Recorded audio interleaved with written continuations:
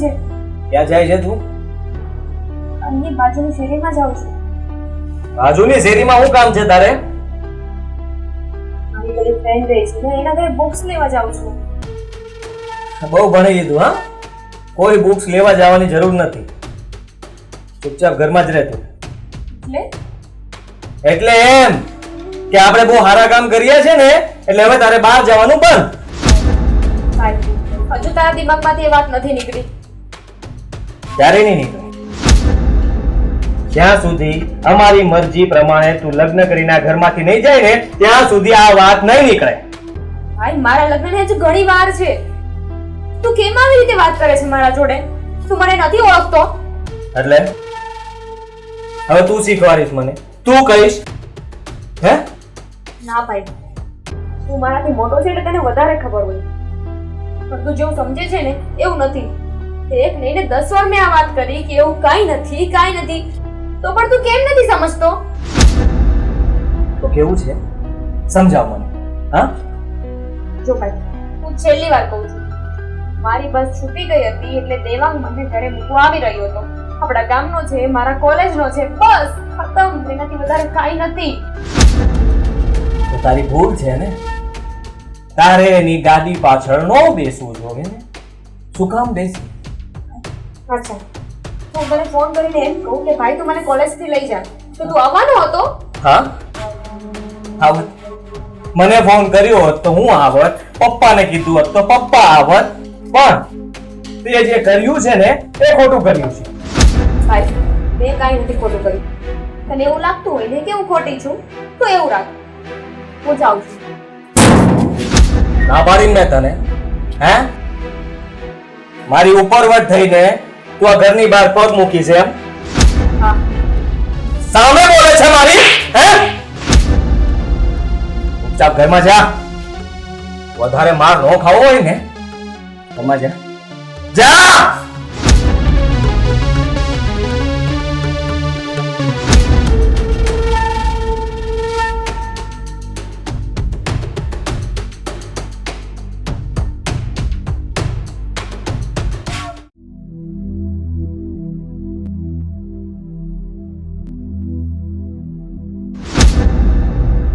જય શ્રી કૃષ્ણ.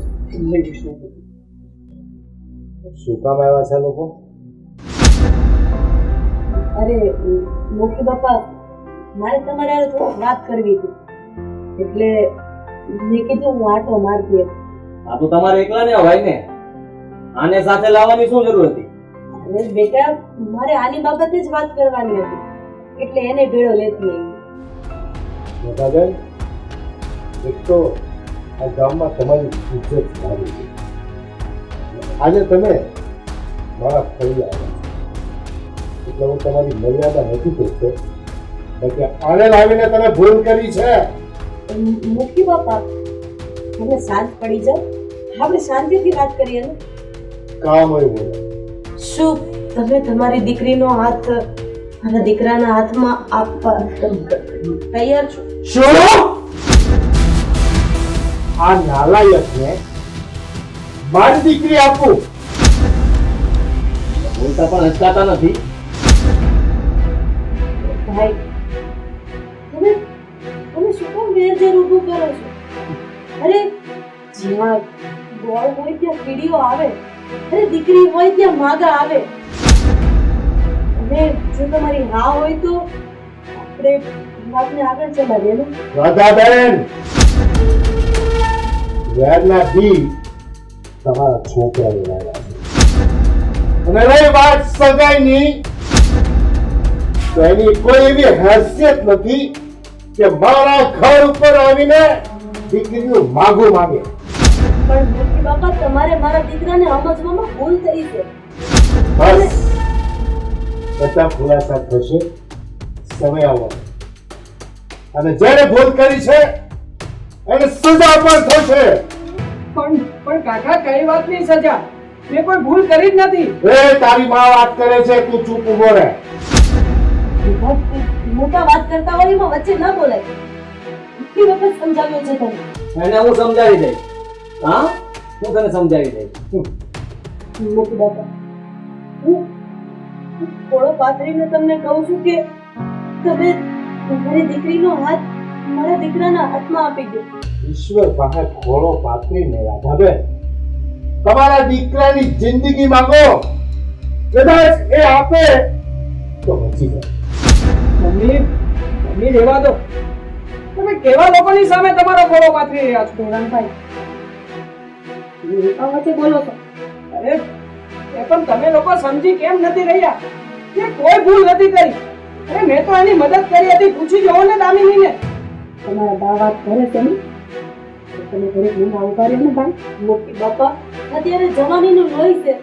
કદાચ મારા દીકરાથી બે શબ્દો બોલાઈ ગયા હોય તો એની હું માફી માંગુ છું, પણ તમે આમ ખાલી હાથે મને અહીંથી ન કાઢો. અરે તમે એકવાર વિચારી જુઓ. જો તમારી હા હોય તો મોટી બાપા તમારી દીકરીને હું દુઃખી નહીં થવા દઉં. વિચારવાનું અમારે નથી. હા, તમે વિચારી લેજો. અમે છે ને અમારી દીકરીને ભૂલી જાવું અને નાઈ પણ લેવું, પણ તમે તમારા દીકરા વાળા નાવા તૈયાર છો તો બોલો.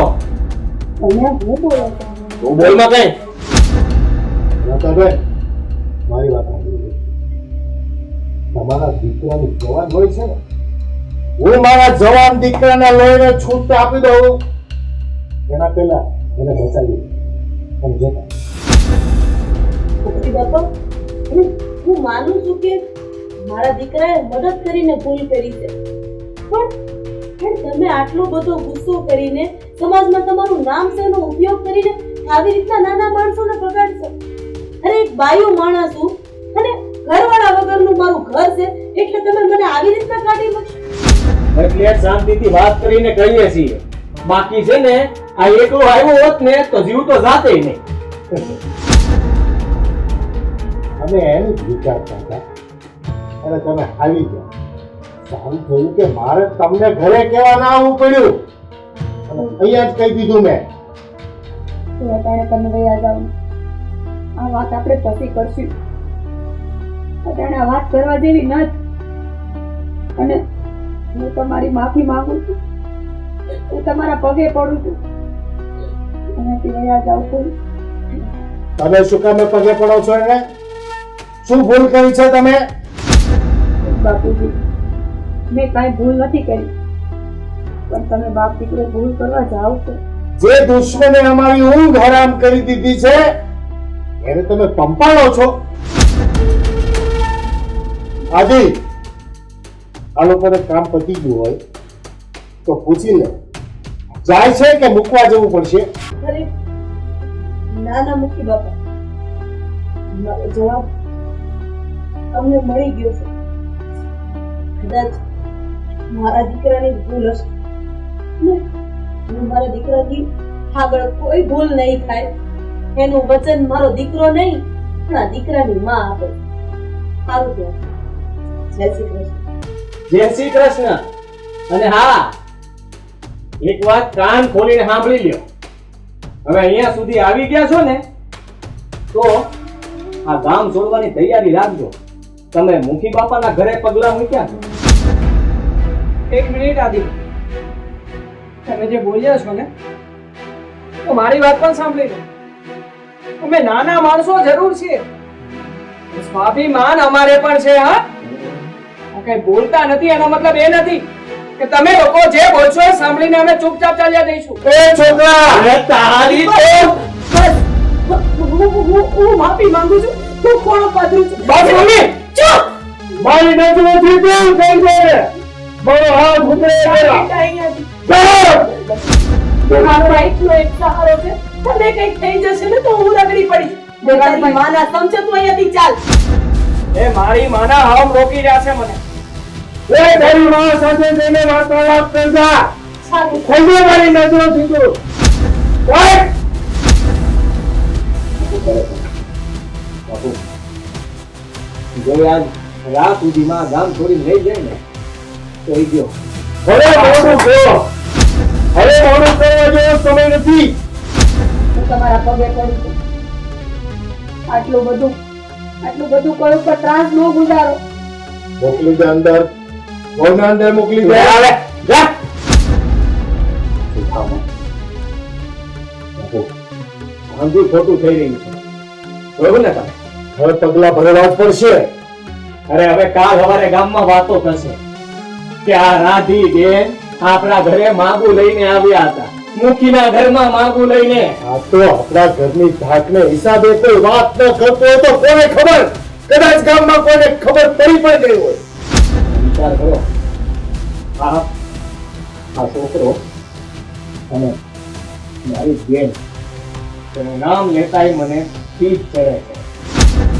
આ બંને પ્રેમમાં તો શેરી પાકું થઈ ગયું છે અને તો જ એ લોકોની હિંમત થાય અહીંયા માગું લઈને આવવાની. આપણી બેન આપણાથી બધું છુપાવે છે, આ ખોટું ખોટું બહાનું કરીને આપણને કહે છે કે આ બધું ખોટું છે. એક કામ કરીએ, પહેલા આપણો ફોટો કરી નાખીએ. બાપુ કાલની ખબર પડવા દો, મેં પણ વિચારી લીધું છે. દામિનીની આ છેલ્લી રાત છે. કાલનો સૂર્યોદય એ જોવે તો તમે કહેજો. અને પછી ઓલો મચ્છરું અવાજ કરતું તું ને, એને પણ ખાતમાં બોલાવી દે. હા બાપુ. ચાલતો આપણા કામમાં ડીલ કરવા જેવો સમય હવે નથી.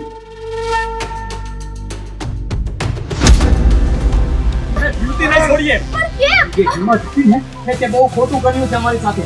આખા ગામમાં અમારી આબરૂ કાઢી છે તે, પણ આજે તો મને નહીં મૂકીએ. ભાઈ શું કર્યું? બાપુ જોવો તો શું ધક્કો મારો ને.